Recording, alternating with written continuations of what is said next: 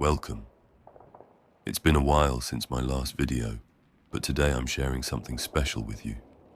The Kheshig Warband, a completely original faction I've created for Trench Crusade. Your support over the months has inspired me to take on bigger projects, and this one has been a true labor of love. I've written entirely new lore that I believe fits perfectly within the Trench Crusade universe, offering players a fresh perspective on this war-torn world.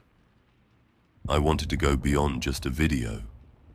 If you've been seeing my community posts or follow me on Instagram, you know that I enjoy the hobby side of wargaming as much as the lore element.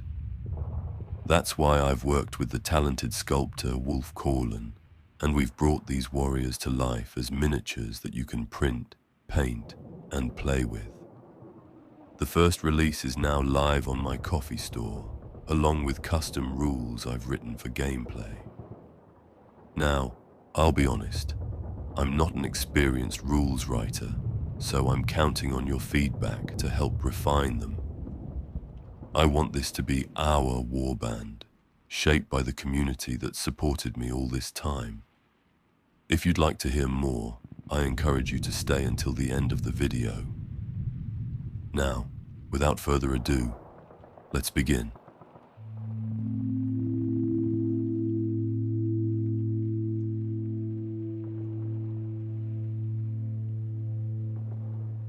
Long before the gates of hell tore open the holy city of Jerusalem, the endless plains of the great Steppe were home to the nomadic tribes who followed the seasons and stars, worshipping the eternal blue sky.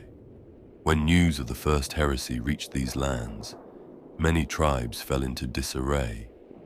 Some pledged fealty to the church, others to the emerging heretic powers, and many simply continued their ancient ways, untouched by the distant war. It was during the 3rd century of the Great War, when a warlord known as Temur the Unbroken united several scattered tribes under a singular vision. Having witnessed the horrors of both the heretic legions and the zealous purges of church inquisitors, Temur declared that the Steppe people would bow to neither heaven nor hell, but would instead forge their own path amidst the chaos. Thus was born the Kheshig Warband. The Kheshig are not an army in the traditional sense, nor a nation with borders drawn on maps.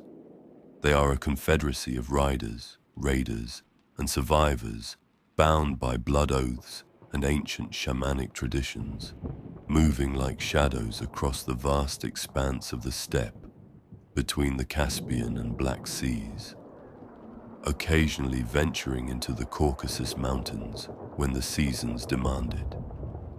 For 600 years they have maintained their independence through cunning, brutality, and adaptability. Neither the Iron Sultanate nor the Principality of Kiev has managed to subdue them. Even the dreaded heretic legions avoid direct confrontation with the Kheshig in their home territory, for the steppe offers no trenches to hide within, and the riders know every hidden spring, every sheltered valley, and every treacherous bog across their domain.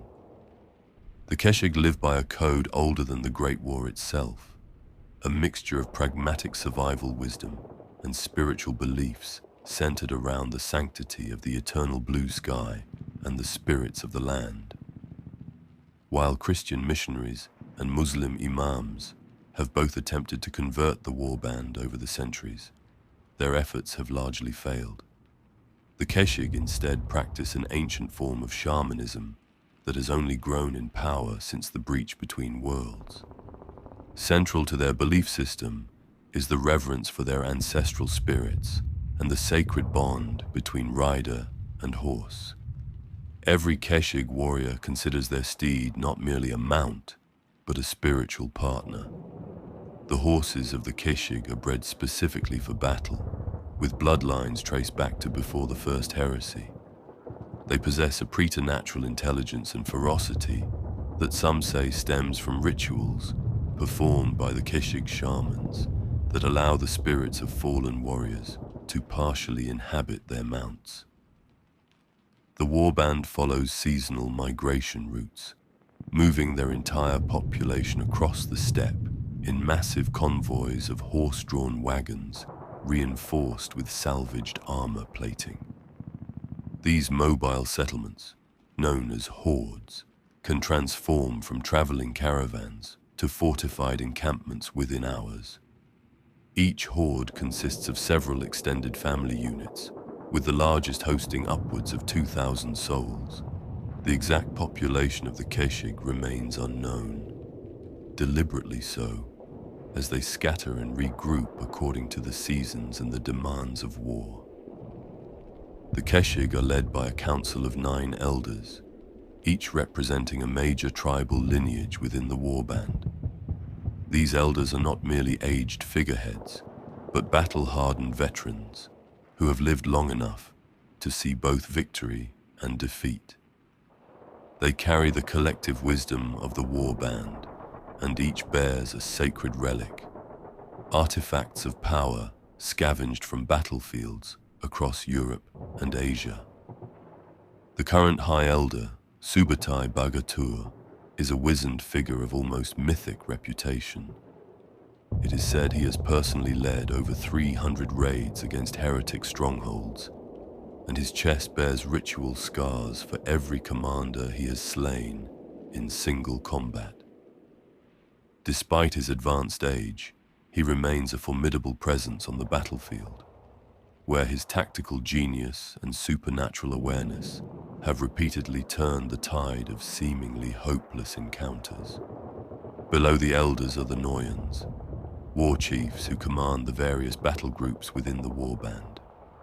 Each Noyan oversees between 50 and 300 warriors, depending on their reputation and resources. The position is not hereditary, but earned through combat prowess, cunning, and the ability to bring valuable spoils back to the horde.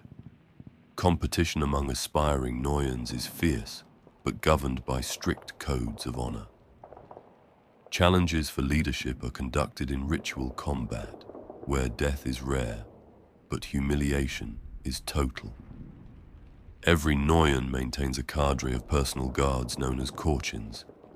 These hulking warriors stand apart from the typical Kheshig horsemen. They undergo extensive shamanic rituals that enhance their already impressive physical strength. Dried herbs and hallucinogens derived from steppe plants are mixed with powdered metals and rare minerals, then introduced into their bodies through elaborate scarification ceremonies. The resulting warriors enter battle in a controlled berserker state, wielding massive weapons that would require 2 normal men to lift. At the spiritual heart of the warband stand the shamans, known as Beki. One does not choose to become a Beki, the spirits choose them, marking children with signs and visions from an early age. Those who display the gift are taken from their families and raised in isolated ritual camps where they learn to commune with the ancestors, the spirits of the steppe, and forces from beyond the veil between worlds. The most powerful Beki, known as the Darkhan, serves as both spiritual advisor to the High Elder and as keeper of the warband's most sacred relic, the spirit drum. This massive ceremonial instrument is said to be made from the hide of the last mammoth to walk the steppe, stretched over a frame built from the bones of the first 9 shamans of the original tribes. When beaten with mallets carved from lightning-struck wood, the drum's resonance can summon storms, calm panicked horses, or even, according to whispered legends, temporarily separate a warrior's spirit from their body, allowing for reconnaissance that no physical scout could accomplish.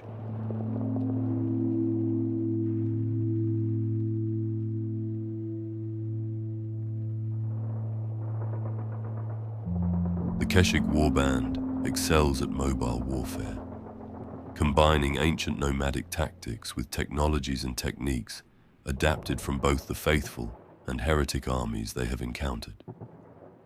The core of their fighting force consists of horse archers and lancers who strike with devastating speed before melting away into the vastness of the steppe.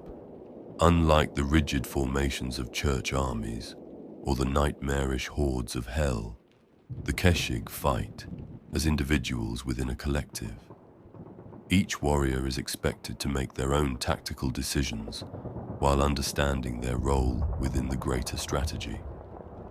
This fluidity makes them unpredictable opponents, capable of rapidly shifting between harassment, full assault, and feigned retreat without direct orders. Their most feared tactic is the falling sky maneuver, where hundreds of riders appear suddenly on the horizon, seemingly from nowhere. As they charge, they unleash volleys of specially modified arrows with grenades attached to their shafts. The explosions sow confusion and terror before the main force even engages. By the time an enemy commander has organized a response, the Kheshig are already upon them, leaping their horses directly over trench lines while dropping additional explosives, then engaging in savage close-quarters combat with curved sabers and spiked maces. The warband has proven particularly adept at operating in territory considered unassailable by conventional forces. They frequently raid the outskirts of heretic-controlled zones that even elite church units hesitate to approach.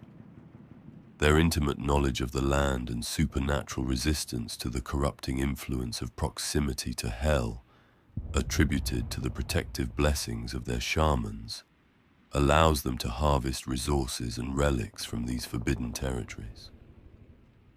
The Kheshig arsenal reflects their practical philosophy of taking what works and discarding what doesn't, regardless of its origin.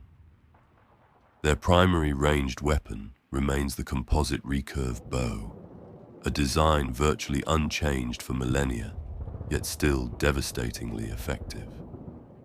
These bows are constructed from laminated layers of wood, horn, and sinew, with metal reinforcements salvaged from wrecked tanks and artillery pieces.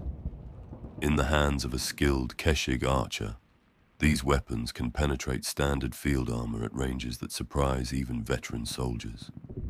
For firearms, the warband favors modified carbines that can be fired accurately from horseback. These weapons are typically scavenged from battlefields and customized by the warband's metalsmiths. The most prized are lightened variants of the church's heavy bolt-action rifles, reconfigured for rapid fire and mobility rather than sustained trench warfare. Close combat weapons vary widely among the warband, with each warrior favoring implements suited to their fighting style. Curved sabers remain the most common, often inscribed with prayers to ancestral spirits along the blade.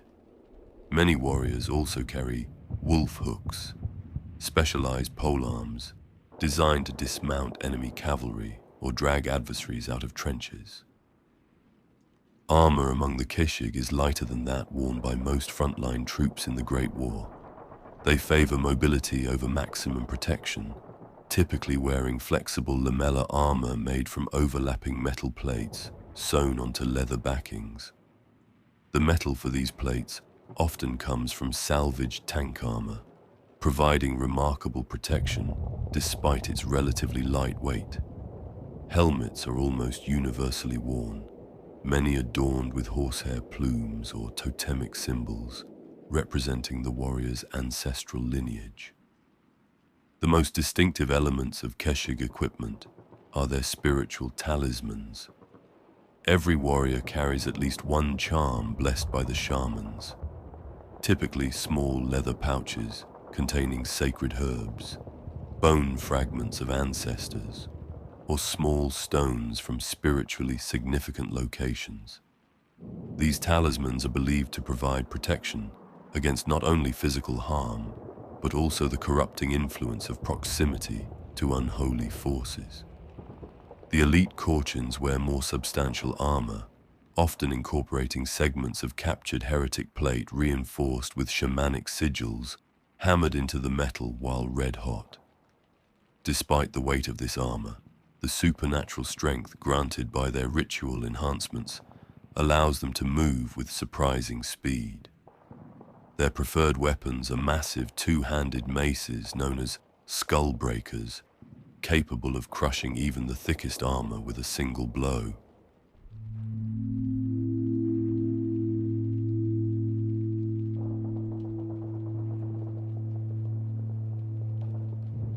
The Kheshig maintain no permanent alliances, but have frequently served as mercenaries for various factions when it suits their interests. Their reputation for reliability once contracted is well established. While they might demand exorbitant payment in arms, ammunition, or rare resources, they fulfill their obligations to the letter once terms are agreed upon. The warband has most frequently aligned with the Principality of Kiev, serving as scouts and rapid response forces along the northern steppe frontier. Their knowledge of the terrain and ability to appear seemingly from nowhere has foiled numerous heretic infiltration attempts targeted at Kievan territory. In exchange, the Principality provides the Kheshig with access to their renowned metallurgical techniques and occasionally supplies of blessed ammunition that proves particularly effective against unholy enemies. Relations with the Iron Sultanate remain more complex. While the warband occasionally trades with Sultanate outposts, lingering historical animosities and competing claims over certain territories keep their interactions tense. Nevertheless, when faced with major heretic offensives, the two powers have temporarily set aside their differences several times over the centuries. The Synod of Strategic Prophecy maintains a special relationship with the Kheshig that few outsiders understand. The warband's shamans and the Synod's tacticians share certain metaphysical perspectives that allow for communication on levels beyond ordinary language. This connection has led to the Kheshig being contracted for specialized recovery missions, targeting relics and artifacts that the Synod's prognostications have identified as crucial to the war effort. One such mission, known as the Red Sand Extraction, saw a small force of 50 Kheshig riders penetrate nearly 30 miles into heretic-controlled territory to recover a pre-war relic from the ruins of an ancient monastery.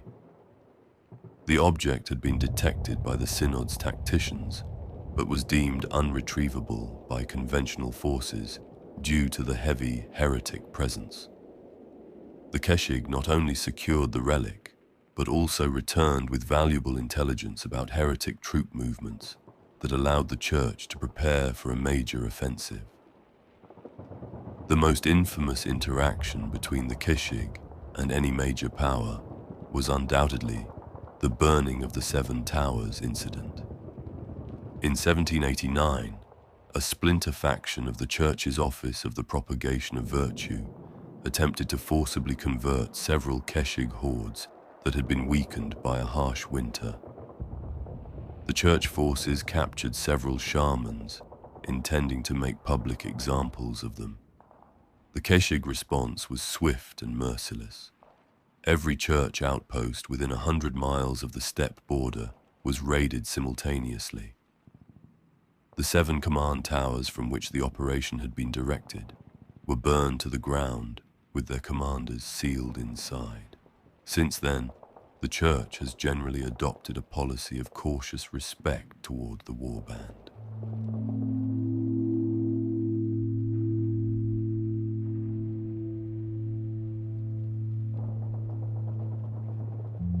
Unknown to most outside the highest echelons of the warband's leadership and the most sensitive intelligence circles of the major powers, the Kheshig are engaged in a shadow conflict that transcends the visible struggle between heaven and hell.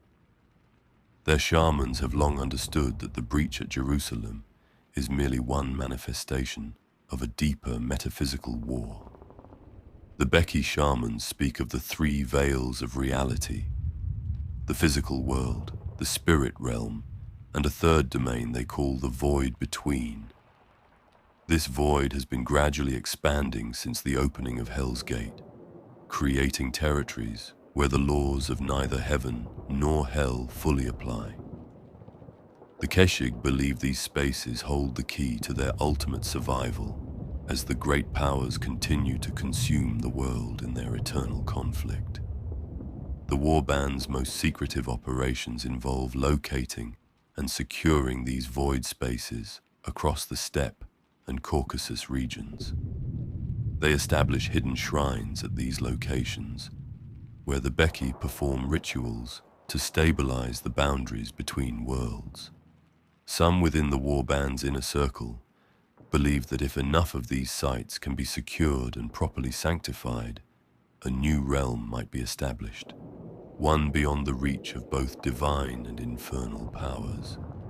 This clandestine effort requires resources beyond what the warband can acquire through normal raiding. It is the true motivation behind many of their mercenary contracts and relic hunting expeditions.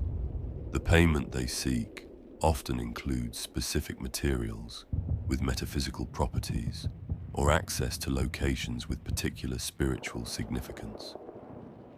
The Synod of Strategic Prophecy appears to have at least partial awareness of this project.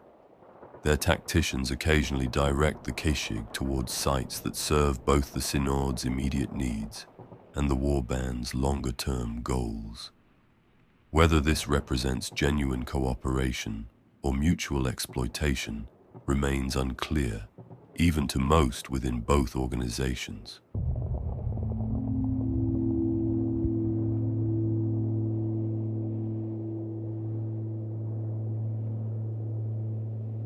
The Kheshig believe that death is merely a transition from one form of riding to another.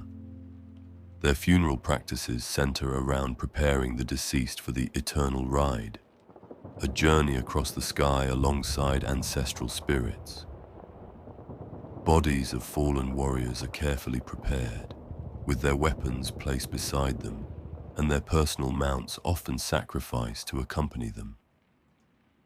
The most honored warriors receive sky burials, their bodies placed on elevated platforms where birds of prey consume their flesh, carrying their spirits upward.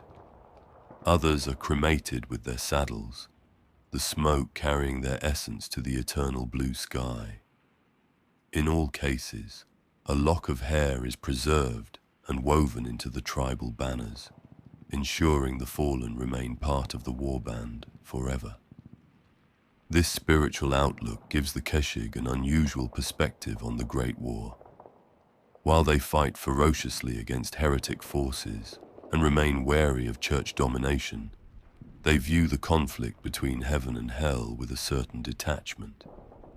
To the shamans of the warband, both powers represent foreign intrusions into the natural order, and neither offers a path that preserves the ancient ways of the steppe. It is this independence of spirit, more than their formidable fighting capabilities, that has allowed the Kheshig to survive and even thrive amidst the apocalyptic conflict that has consumed so much of the world. As the High Elder Subetai is fond of saying, the trenches will fill with blood and the cities with fire, but the sky and the steppe remain eternal, and so shall we who ride beneath the one and upon the other. As the Great War grinds on, the Kheshig continue their nomadic existence, moving with the seasons across their ancestral lands. They raid, they trade, they serve as mercenaries when it suits them, but above all they endure, defiant against both heaven and hell, beholden only to the eternal blue sky and the spirits of their ancestors who ride forever across it.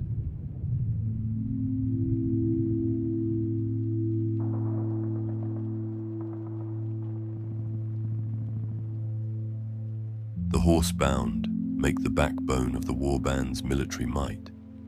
These mounted warriors combine archery, firearms, and close combat prowess with unparalleled mobility. Operating in groups of 20 to 50 riders under the command of experienced Zuns, or captains, they excel at harassment, rapid strikes against vulnerable positions, and lightning-fast retreats before enemy forces can properly respond. Each horsebound warrior typically carries a composite bow, a carbine or short rifle, and at least one melee weapon. Their training emphasizes individual initiative within coordinated group maneuvers, allowing them to adapt instantly to changing battlefield conditions. Most wear partial lamellar armor that protects vital areas while maintaining mobility. The supernatural bond between these warriors and their mounts is their greatest asset. Kheshig horses respond to subtle shifts in their riders' weight or pressure from knees, leaving hands free for weapons. The most experienced pairs can execute maneuvers that seem impossible, such as the legendary ghost stance, where a rider hangs from the side of their galloping mount, using it as complete cover while still accurately firing weapons from beneath the horse's neck.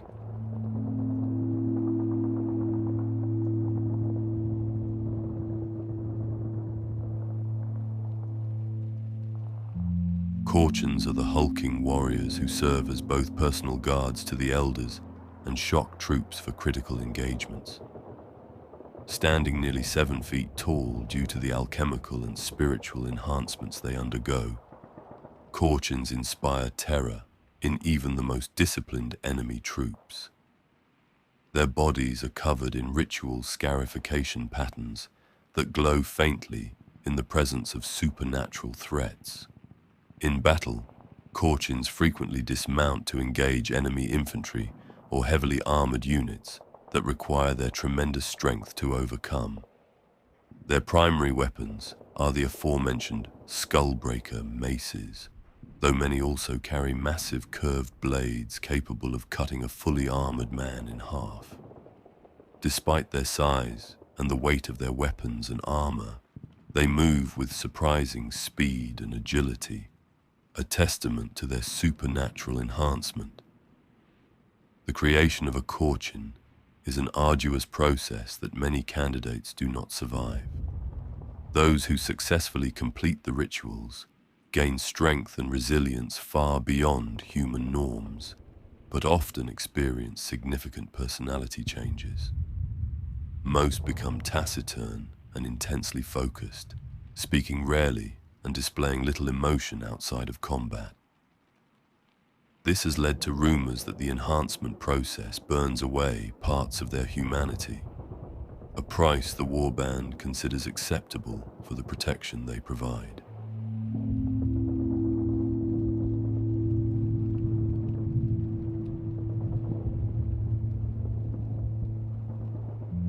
Beki Windtalkers are apprentice shamans who have not yet attained full spiritual authority. Nonetheless, they serve vital roles in Kheshig warfare. These Windtalkers accompany raiding parties to provide spiritual support, weather manipulation, and limited healing capabilities.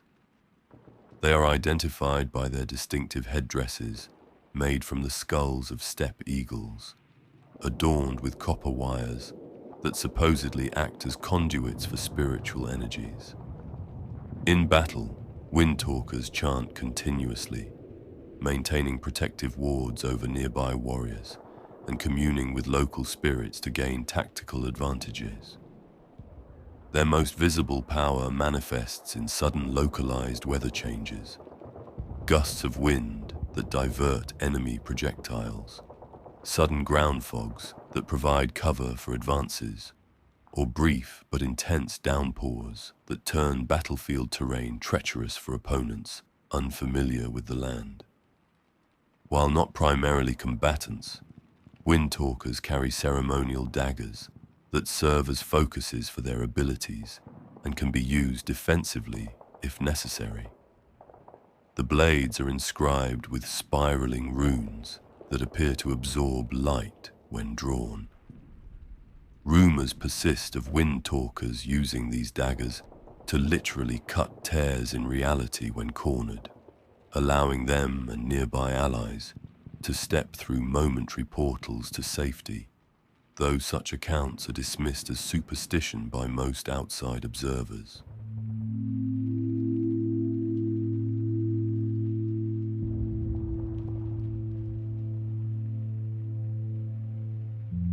The most enigmatic of the Kheshig units are the Ghost Pack Scouts, warriors who have undergone rituals allowing them to form supernatural bonds with the massive steppe wolves that roam the region. These scouts operate in small teams of 5 to 10, each accompanied by at least 2 wolves that stand nearly as tall at the shoulder as a small horse. Ghost Pack Scouts excel at infiltration, long-range reconnaissance, and eliminating enemy sentries without raising alarms. They communicate with their wolf companions through a series of vocalizations and hand signals so subtle they appear to be sharing thoughts. The wolves themselves seem unnaturally intelligent, capable of understanding complex instructions and operating independently when needed. What makes these units truly terrifying to their enemies is their ability to coordinate attacks from multiple directions simultaneously, with wolves and humans striking in perfect synchronization. The psychological impact of hearing wolf howls, followed immediately by throat-cutting raids, has broken the morale of many enemy outposts before main Kheshig forces even arrive. Church intelligence reports suggest that the strongest bonds between scout and wolf transcend normal animal companionship. In rare cases, scouts have been observed temporarily taking on wolf-like characteristics during combat: enhanced smell and hearing, unnaturally fast movement on all fours, and even elongated canines. The Kheshig neither confirm nor deny these accounts, but enemy forces who have encountered ghost packs often report fighting men who became wolves.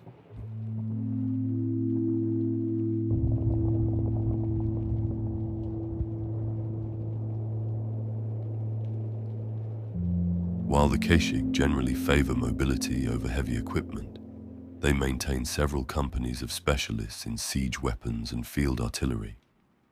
These burning arrow units operate lightweight, rapidly deployable cannons and mortars that can be quickly assembled, fired, and disassembled for transport on specialized carts. What makes their artillery particularly devastating is the unique ammunition they employ.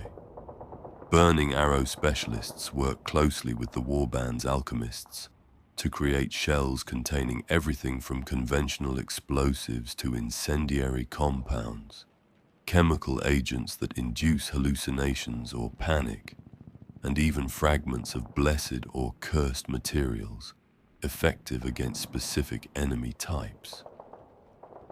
Their most feared creation is the Ancestor's Wrath, artillery shells containing powdered remains of Kheshig warriors mixed with shamanic compounds. Upon impact, these shells not only explode, but temporarily release what appears to be spectral warriors who attack nearby enemies before dissipating. Whether these manifestations are actual spirits or merely hallucinations induced by chemical agents remains hotly debated among church and heretic intelligence analysts alike.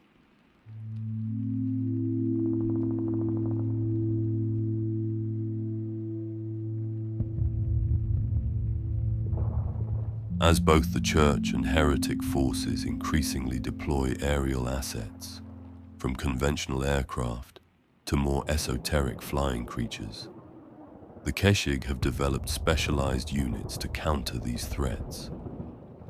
The Sky Watchers combine traditional archery skills with modern anti-aircraft weapons and shamanic weather manipulation to establish air superiority over their territory. Their primary weapons are modified heavy rifles with specialized ammunition designed to damage aircraft engines or the wings of flying creatures. These rifles are mounted on swiveling stands attached to specially bred horses trained not to startle at the weapon's report. Skywatcher teams operate in triangular formations, creating overlapping fields of fire that make approaching their territory from above extremely hazardous. For supernatural aerial threats, Skywatchers employ thunderbows, massive composite bows that launch arrows trailing copper wires. These arrows need not directly strike their targets.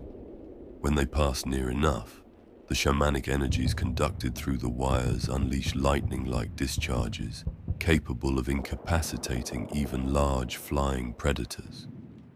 The technique requires precise timing and extraordinary strength, making Skywatchers among the most selective and rigorously trained specialists in the warband.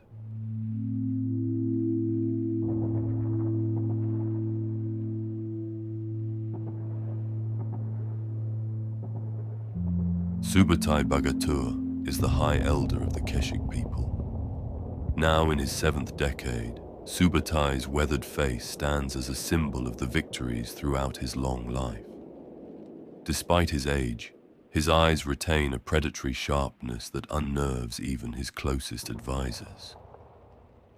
He rides into battle on Bortai, a massive black stallion that has carried him for over 20 years, and shows no signs of age or weakness, fueling rumors that the horse is something more than natural.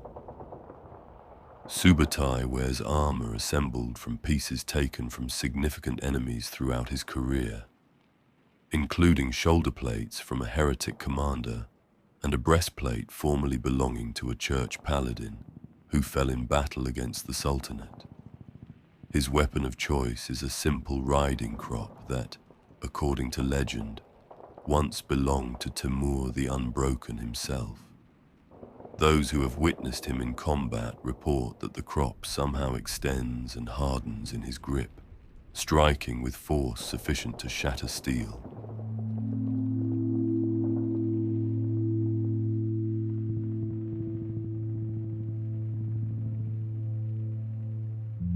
Altan Beki, also known as the Darkhan, is the most venerated shaman of the steppes. The current keeper of the spirit drum appears no older than 30, though rumors suggest she has held the position for over 70 years. Her eyes are completely white, allegedly burned out during a ritual that allowed her to see directly into the void between. Despite her blindness, she moves with perfect confidence, seeming to perceive more than those with functioning eyes. Altan's body is covered in ritual tattoos that appear to move subtly when observed for too long. She speaks rarely, and when she does, her voice often contains subtle harmonics that listeners describe as the sound of distant hoofbeats beneath her words. Her connection to the spirit world is so profound that animals fall silent in her presence, and atmospheric phenomena, sudden gusts of wind, brief showers of rain, or momentary temperature drops, often accompany her emotional states.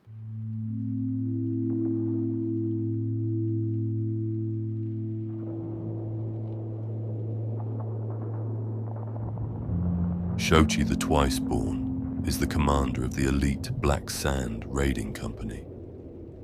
Jochi gained his epithet after being pronounced dead following a disastrous skirmish with heretic forces near the Caucasus.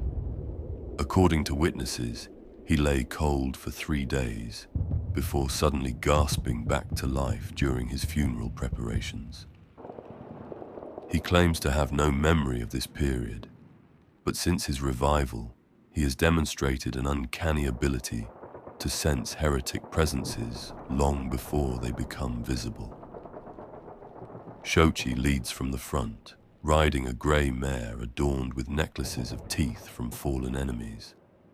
He favors twin sabers in combat, wielding them with a fluid grace that seems almost choreographed. His most distinguishing feature is a stark white streak in his otherwise black hair, allegedly acquired during his time in the realm of the dead.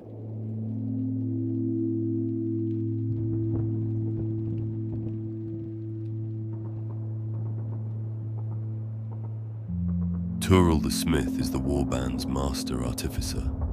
He is as much mystic as metallurgist. Working from a mobile forge drawn by 6 massive draft horses, Toghrul combines salvaged modern materials with ancient steppe metallurgical traditions and shamanic blessings to create weapons of remarkable durability and supernatural efficacy. Toghrul's most prized creations are his spirit-bound weapons, blades and arrowheads forged while a dying warrior whispers their final battle wisdom into the cooling metal. These weapons seem to guide their wielder's hand, moving with unnatural precision and finding weak points in enemy defenses as if possessed of their own martial intelligence.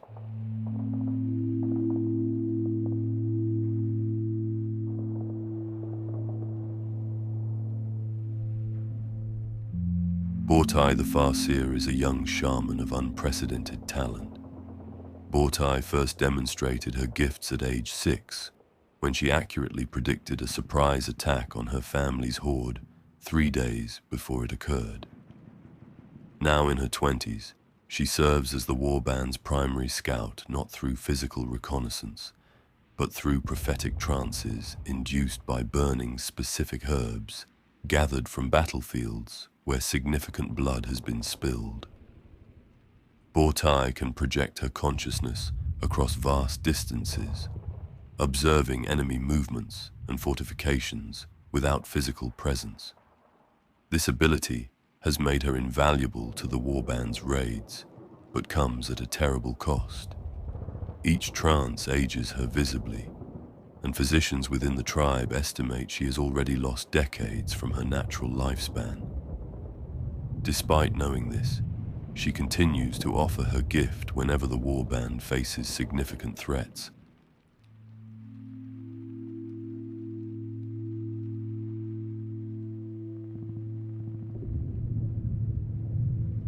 If you are still listening, thank you.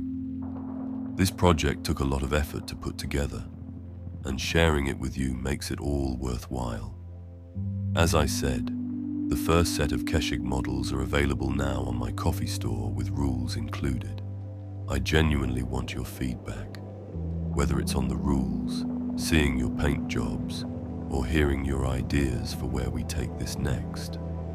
If you were subscribed to my newsletter, you should have received a promo code that you can use at checkout when purchasing the models. If you enjoyed this video, please don't forget to like and subscribe. If you'd like to support me directly, you can do so by making a small monthly pledge on Ko-fi. This allows me to keep making content without the mid-roll ads. All relevant links should be in the description. Thank you for your continued support and inspiration, and I wish you a good day or a good night.